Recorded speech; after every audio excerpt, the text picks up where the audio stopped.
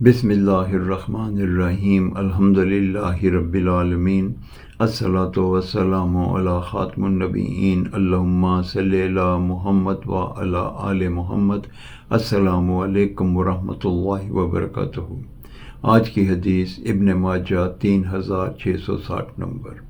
امام المرسلین خاتم النبیین رحمۃ للعالمین حضرت محمد صلی اللہ علیہ وسلم کا ارشاد ہے، آدمی کا جنت میں درجہ بلند کیا جاتا ہے، وہ کہتا ہے کہ یہ کس وجہ سے ہوا؟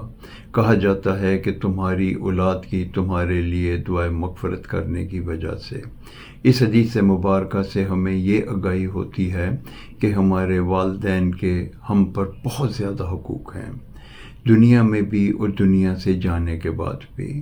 ہمیں چاہیے کہ ہم ان کے دنیا کے جانے کے بعد ان کے لیے دعائے مغفرت کریں، یہ ان کے لیے جنت میں درجے کی بلندی کا باعث ہوگی۔